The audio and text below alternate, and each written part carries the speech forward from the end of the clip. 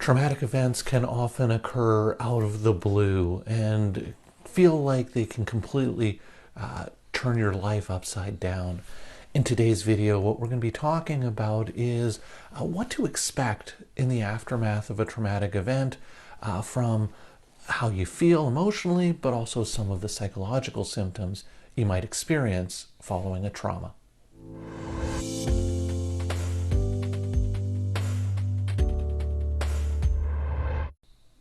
Hi everyone. In today's video, we're going to be talking about the impact that traumatic events can have on how a person feels and some typical emotional responses and psychological symptoms that are common following traumatic events. But before I get into that, just a couple of disclaimers to go over. I'm a registered psychologist in the province of British Columbia, Canada. And this video is for informational purposes only. It is not intended as a substitute or replacement for advice from your doctor or mental health professional. Now, with those things out of the way, let's start talking about traumatic stress and how people can react and some of the common emotions and psychological symptoms following a traumatic event. Now, the thing is, most of us spend our lives treating each day in a very similar way. Wake up in the morning, go do our typical activities, come home in the evening, and then repeat the next day. But traumatic events can come completely out of the blue and totally disrupt that natural rhythm and pattern of our lives. And there's multiple different sources of trauma that people can experience, from things like motor vehicle accidents, workplace accidents, violent crime, natural disasters, assaults, life-threatening illnesses, or procedures like medical procedures, or harm coming to loved ones, people that you care about. Now, the thing is, these traumatic events can really have a negative impact on our sense of security. We live our lives typically thinking that each day is going to be like the previous one, but these traumatic events can totally upend those feelings of security and safety in the world. And what it can leave us feeling is a sense of helplessness and vulnerability, a perception that the world is dangerous or threatening. And these reactions can be magnified in interpersonal attacks. So in situations in which there's interpersonal violence, that someone has chosen to do something that has resulted in harm, as opposed to, say, an accident or a natural disaster where there was no malevolence or intent to do harm. So these traumatic events can really upend our sense of security and safety in the world, upend our sense of our ability to protect ourselves, upend our sense of, the trustworthiness of other people.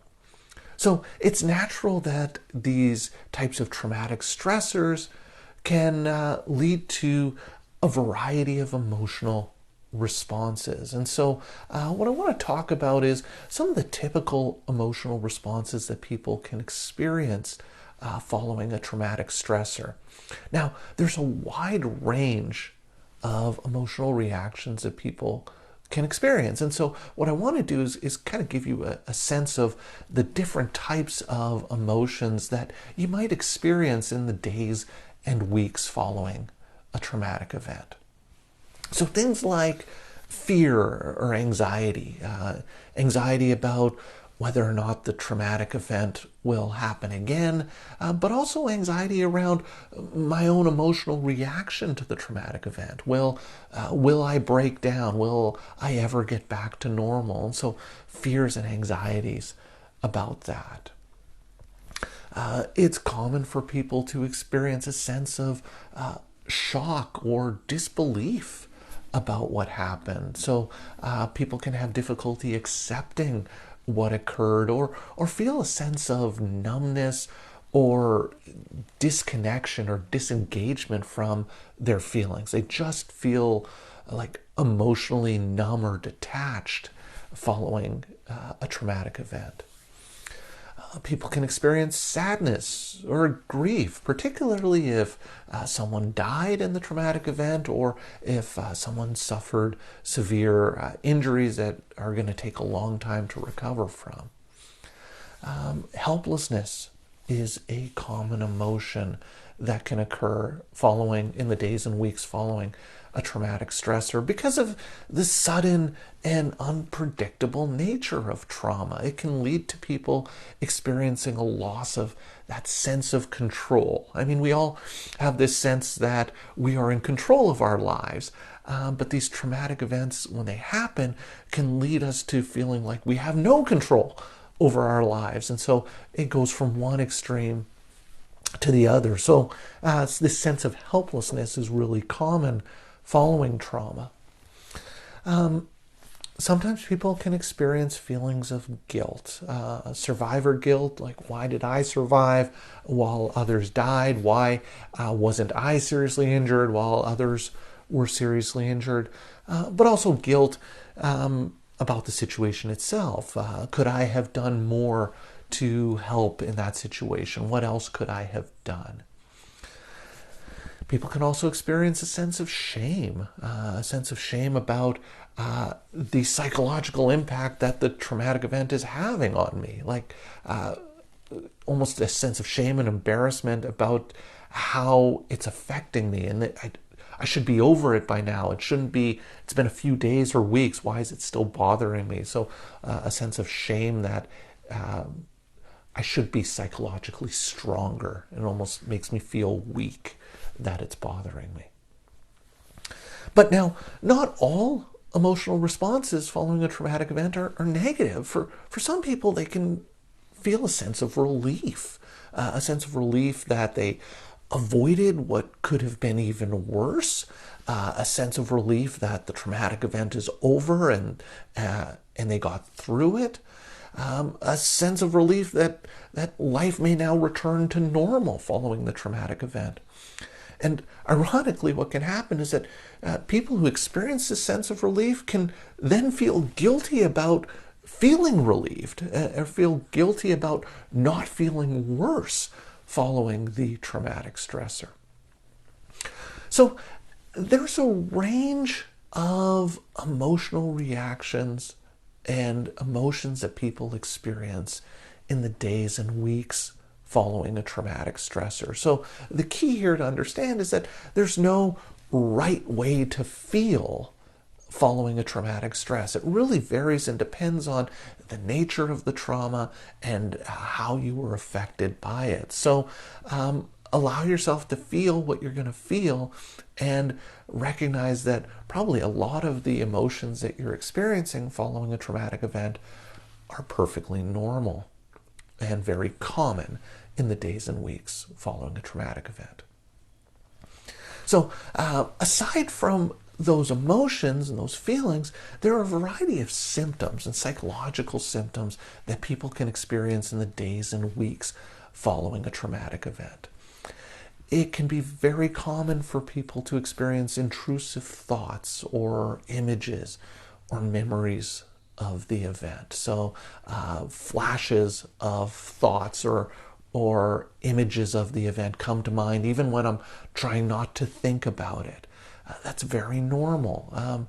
Things can trigger the memories of the traumatic event. So if I hear screeching tires, it can bring up memories of my accident. If I smell burning toast, it might bring up memories or thoughts of the fire. So it's common in the days and weeks following a traumatic event to have unwanted thoughts that just pop into your head about what happened. That's very common. People can experience a sense of restlessness, experiencing a lot of kind of nervous energy, pacing around, feeling like they can't settle down, like they need to keep moving. So this sense of restlessness or unease following a traumatic event. People can experience cognitive symptoms, and this can surprise people because in the days and weeks after a trauma, people can experience things like concentration problems, difficulty focusing, difficulty reading. People get a sense that, what's going on? Am I losing my mind?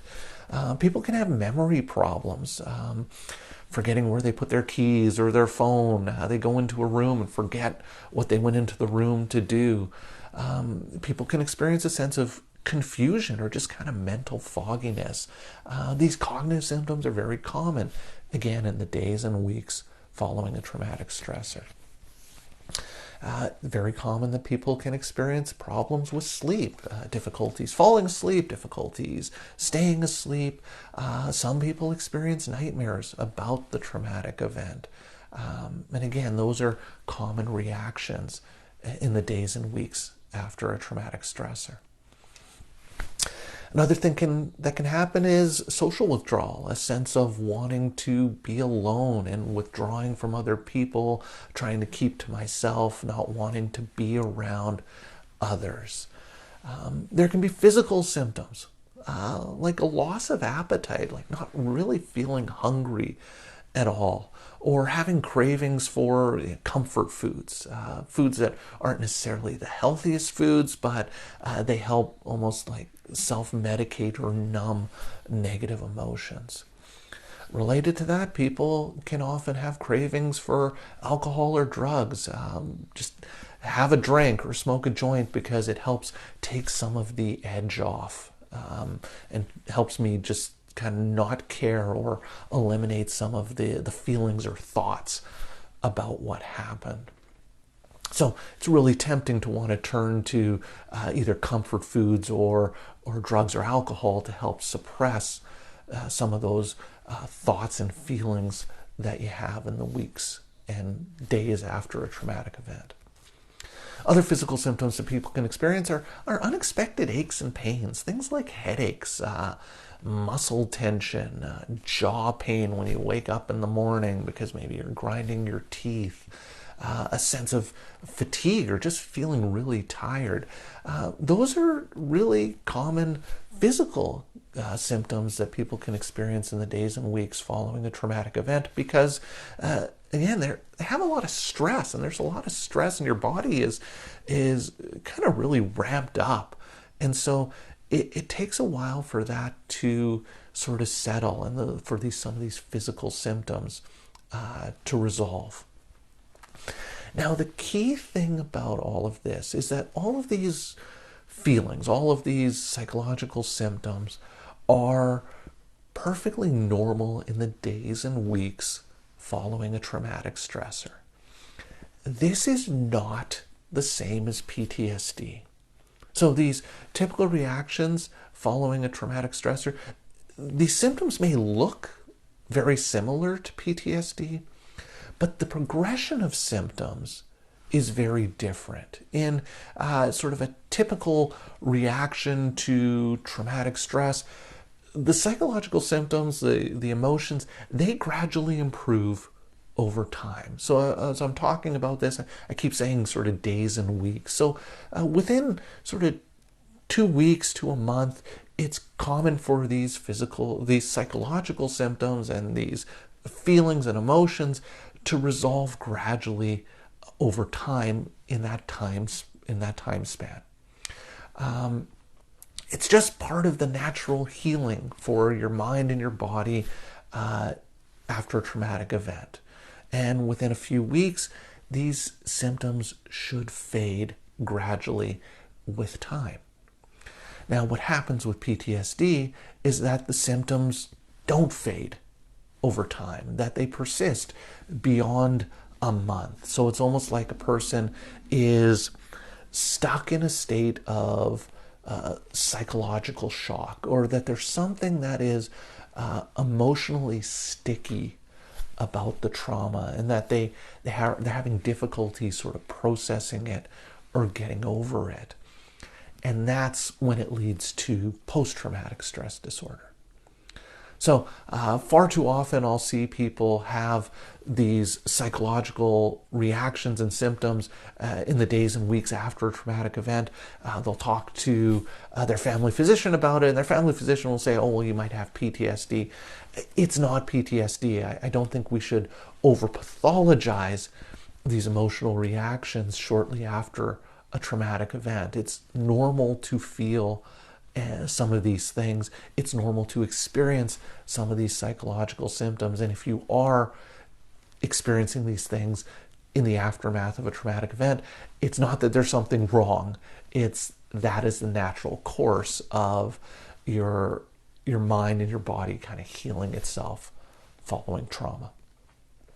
And so I'm going to be posting an upcoming video about ways of coping in the aftermath of trauma, so I hope you'll keep an eye out for that. If you want to learn more about PTSD, I'll post a link to a video, I think up here, about symptoms of PTSD that I've talked about in previous videos. So that's all for today's video. I'd love to hear your thoughts and questions about this. So please leave me some comments in the comments section down below. I read all of the comments and try to respond to as many as I can. If you're enjoying my videos and would like to see more, please hit that subscribe button and notification bell, and you'll be alerted every week when I post a new video.